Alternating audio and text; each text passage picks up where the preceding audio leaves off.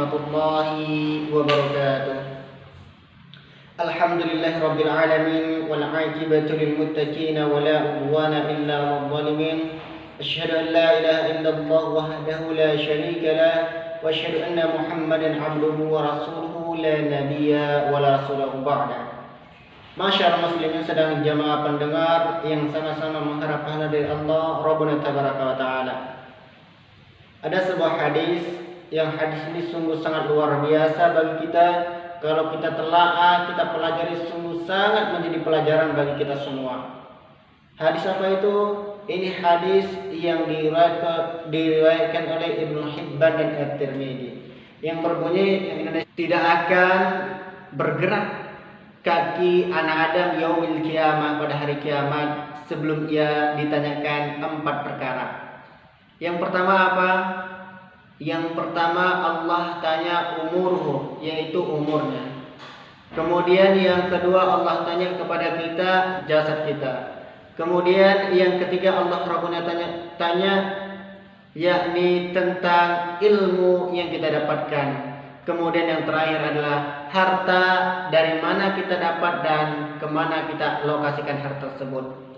Nah, pada yaumil kiamah, pada hari akhir nanti, kita tidak akan bergerak, tidak akan bisa berputar, melainkan Allah tanya 4 tadi.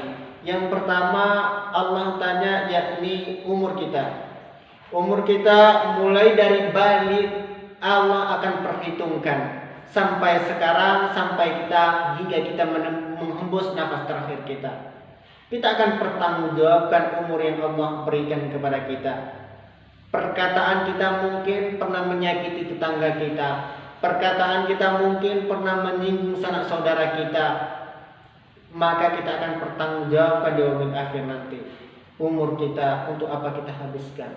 Kemudian yang kedua adalah tentang jasad kita. Allah berikan kepada kita kesehatan, Allah berikan kepada kita tangan, Allah berikan kepada kita kaki untuk apa? Untuk kata Allah, wa ma khalaqtul jinna wal insa illa liya'budun. Aku tidak akan ciptakan jin dan manusia melainkan untuk menyembah kepadaku.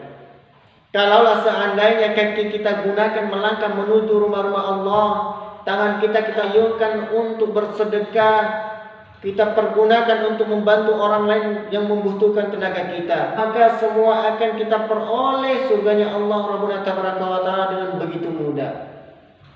Akan tetapi jika sebaliknya, ketika jasad kita pergunakan untuk melangkah ataupun untuk sesuatu aktivitas yang dimurkai Allah Rabbuna tabaraka wa taala, maka begitu mudah kita menggapai nerakanya Allah Rabbuna tabaraka wa taala. Di yaumil akhir nanti, mulut kita akan dikunci, tangan kita akan bergerak, akan membuktikan apa yang kita kerjakan. Kaki kita juga menjadi saksi, baju yang kita pakai juga menjadi saksi, peci yang kita gunakan juga menjadi saksi. Ketika kita datang ke rumahnya Allah Rabbuna tabaraka taala, mereka akan menjadi saksi bagi kita yaumil kiamah nanti. Tidak akan bisa berbohong badan ini. Mungkin manusia bisa kita kelabui, akan tetapi di hadapan Allah Rabbuna tabaraka wa taala semua akan terekam apa yang kita kerjakan. Wa may ya'mal miskala dzarratin khairan yarah wa may ya'mal miskala dzarratin syarran yarah.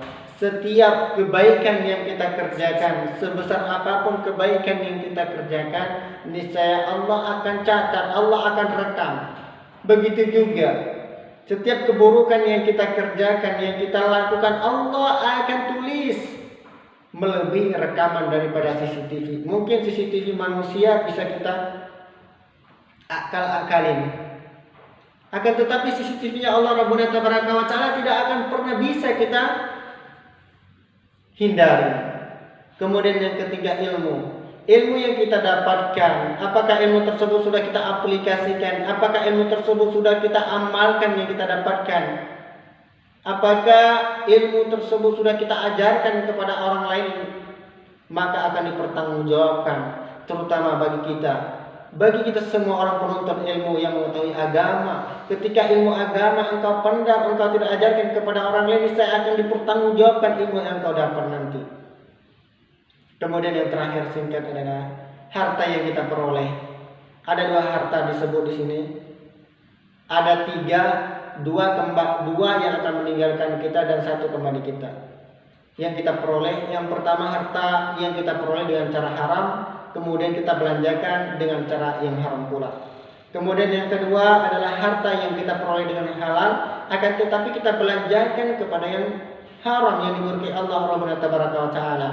Dua itu akan hangus dan satu kembali kita. Harta yang kita peroleh dengan halal dan kita alokasikan, kita aplikasikan, kita belanjakan di tempat yang halal pula.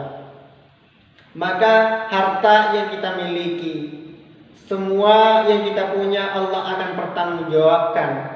Dari mana kita dapat harta tersebut dan kemana kita alokasikan anggaran harta yang kita berikan tersebut. Apakah kita menginfakkan harta kita di jalan Allah, ataupun harta kita untuk membantu dalam kemaksiatannya Allah Rabbuna Tabaraka kepada Allah Rabbuna Tabaraka wa Ta'ala, maka semua akan dipertanggungjawabkan di akhirat nanti.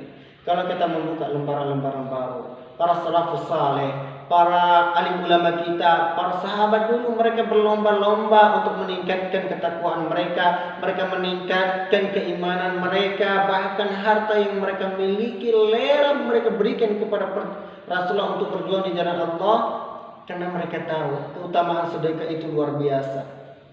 Bahkan ada yang memberikan separuh harta yang ia miliki, ada yang memberikan semua harta yang ia miliki, karena mereka tahu, sahabat dulu, makna sedekah itu tidak akan pernah mengurangi harta yang kita miliki.